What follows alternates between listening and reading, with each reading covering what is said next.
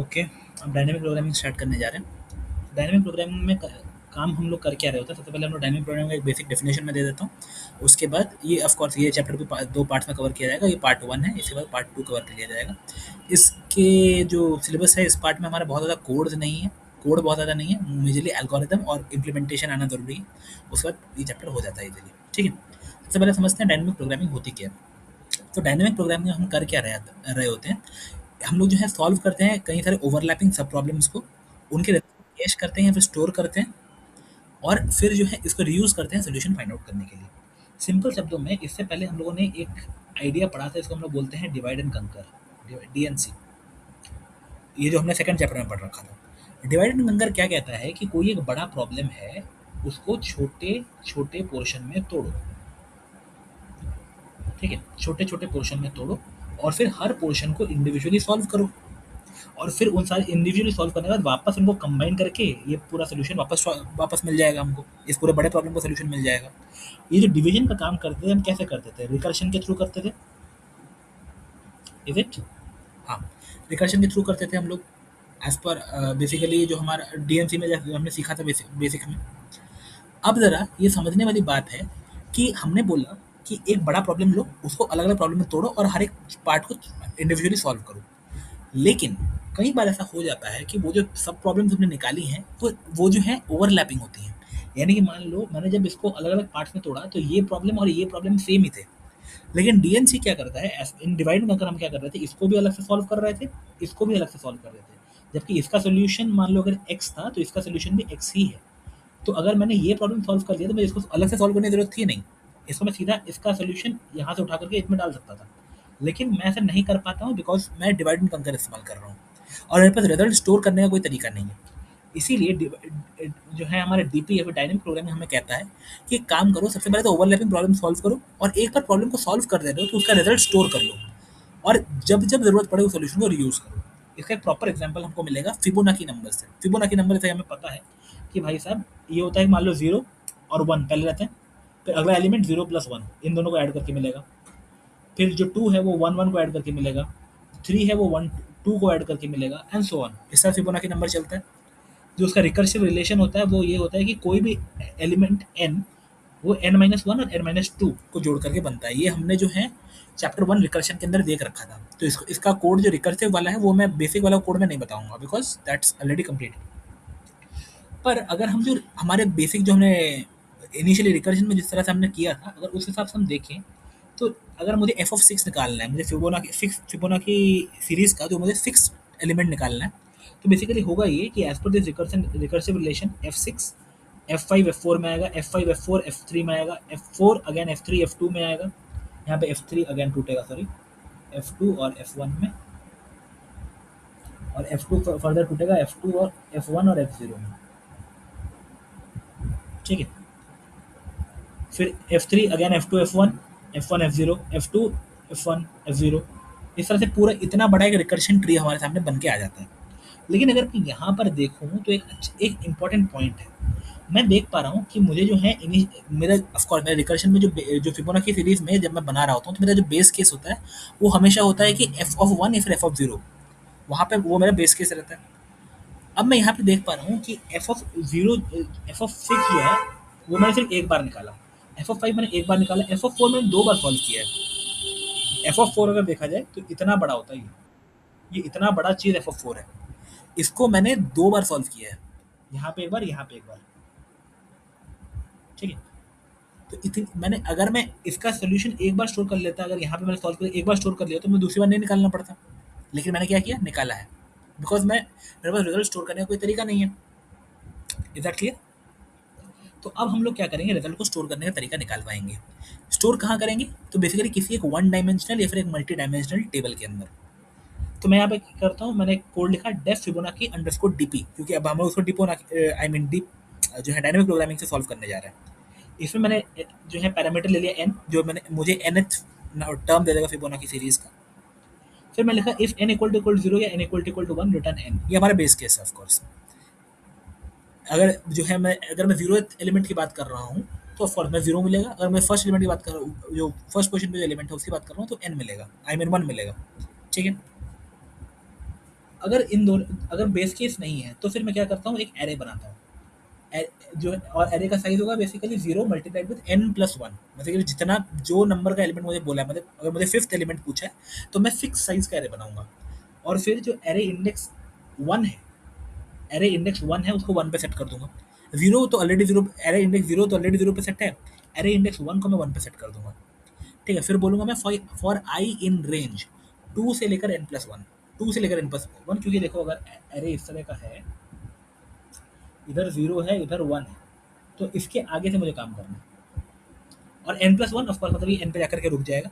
A R R index I is equal to A R R index I minus one plus A R R index I minus two. तो basically अब मैं क्या कर रहा हूँ, जो है ये मैं फिबोनाची निकाल रहा हूँ, लेकिन मैं जो है अब सॉल्व वापस नहीं कर रहा, क्योंकि वो सब वैल्यूज मेरे एरे में स्टोर होते जा रहे हैं।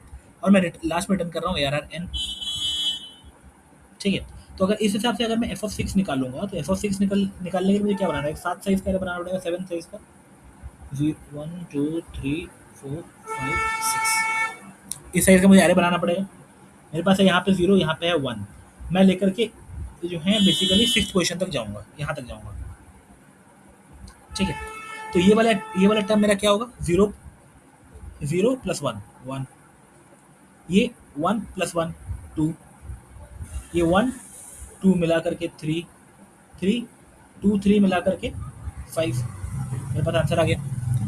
अब यहाँ पर जो है हमको नहीं लग रहा होगा हमने कुछ अलग किया, लेकिन कंप्यूटर के हिसाब से काफ़ी अलग है, बिकॉज कंप्यूटर जो है, जब मैं उसको पिछली बार मैंने उसको बोला था कि एफ ऑफ सिक्स निकालो, तो उसने क्या किया था, ये पूरा का पूरा इस चीज़ को सॉल्व किया था, उसने सॉल्व किया था। लेकिन जब इस बार उसने एफ ऑफ सिक्स निकाला है तो उसने सिर्फ दो वैल्यू उठाई हैं और सीधा दोनों को ऐड कर दिया, और ऐड करके मुझे ये दे दिया। ठीक है, ये चीज़ समझ में आई होप आई।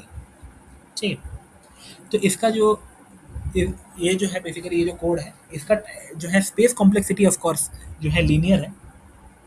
इसका जो स्पेस कॉम्प्लेक्सिटी है वो O ऑफ n है, लेकिन इसका टाइम कॉम्प्लेक्सिटी भी O ऑफ n है।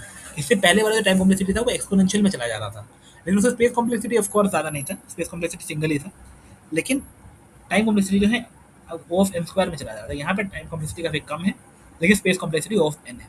लेकिन हम चाहें तो स्पेस कॉम्प्लेक्सिटी को भी कम कर सकते हैं। ठीक है, स्पेस कॉम्प्लेक्सिटी को हम कम कर सकते हैं, बेसिकली एक एरे ना यूज़ करते हुए काउंटर वेरिएबल यूज़ कर लें, और फिर फिर टू स्टेप्स बैक, फिर वन स्टेप बैक, और फिर ये वाइल लूप चला दें। ये कोड एग्जाम में आने का चांस ज़्यादा है नहीं, इसीलिए मैं ज़्यादा लिख नहीं रहा हूँ। बस इसको एक बार देख लेना ध्यान से, और जो है थोड़ा बहुत याद रख लेना। ये वाला कोड, ये सेकंड वाला जो है उसका एग्जाम में आने का चांस कम है। ठीक है, आई होप इतना समझ में आया। फिर एक और एस्पेक्ट होता है generic procedure to generate a DP solution. कोई भी प्रॉब्लम का एक डायनेमिक प्रोग्रामिंग बेस्ड सोल्यूशन अगर मुझे निकालना है तो उसका एक जेनेरिक प्रोसीजर क्या होता है। जो जेनेरिक प्रोसीजर है वो ये है कि सबसे पहले तो जो टारगेट है, यानी कि जो तुम्हें प्रॉब्लम सॉल्व करना है, उसको सिंपल वर्ड्स में लिखो, सिंपल वर्ड्स में डिफाइन कर लो। फिर उस प्रॉब्लम को सॉल्व करने के लिए उसका एक रिकरेंस रिलेशन डिफाइन करो। उसके बाद उस रिकरेंस रिलेशन के हिसाब से एक वन डायमेंशनल या फिर एक मल्टी डायमेंशनल टेबल जिस हिसाब से तुम्हें चाहिए हो उसको फिल करो, and find the target in the table. और उसी टेबल के अंदर तुम्हें अपना टारगेट भी मिल जाएगा। जैसे कि हमने अभी ये फिबोनाची वाला केस नहीं किया था, हमने एक वन डायमेंशनल टेबल लिया, एक एरे लिया, और हमने रिकरेंस रिलेशन डिफाइन किया था। ये वाला रिकरेंस रिलेशन कहाँ गया, ऊपर ऊपर यहाँ पे ये वाला, ये था हमारा रिकरेंस रिलेशन, ये हमने फाइंड आउट कर लिया। हमें अपना टारगेट क्लियरली पता था। हमने इस रिकरेंस रिलेशन का इस्तेमाल करते हुए कहाँ पे यूज़ किया, यहाँ पे इस रिकरेंस रिलेशन का इस्तेमाल करते हुए इस टेबल को फिल किया, और फाइनली टेबल के लास्ट वाला जो इंडेक्स था, जो nth इंडेक्स था, उस पर मुझे मेरा आंसर मिल गया। ये हमने फिबोनाची में भी किया था, और आगे भी जितने सारे प्रॉब्लम्स होंगे उसमें भी हम यही कर रहे होंगे। जैसे कि एक और प्रॉब्लम आता है प्रीफिक्स सम का। प्रीफिक्स सम क्या कहता है कि मान लो जो है मेरे पास एक एरे है minus two one minus three four minus one two one minus five four, ये मेरा एरे है। मुझे प्रीफिक्स सम निकालना है। प्रीफिक्स सम माइनस टू पोजिशन में निकालना है, तो इसका प्रीफिक्स सम होगा माइनस टू खुद। अगर इंडेक्स वन पे निकालना है तो इंडेक्स वन का जो प्रीफिक्स सम होगा index zero plus index one. ठीक है, minus two plus one minus one. Index two पे अगर मुझे प्रीफिक्स सम निकालना है तो ये होगा index zero plus one plus two, यानी कि index zero plus zero index one plus index two, यानी कि minus two one minus three मिला करके माइनस फोर। इंडेक्स थ्री पे अगर मुझे प्रीफिक्स सम निकालना है तो जीरो वन टू और थ्री की वैल्यू ऐड करूंगा तो minus two one minus three और फोर ऐड करूंगा तो मुझे मिलेगा जीरो। एंड सो ऑन करते करते मुझे फाइनल तक पहुंचना है। बेसिकली जो फाइनल वाला टर्म है वो इन सब का सम है।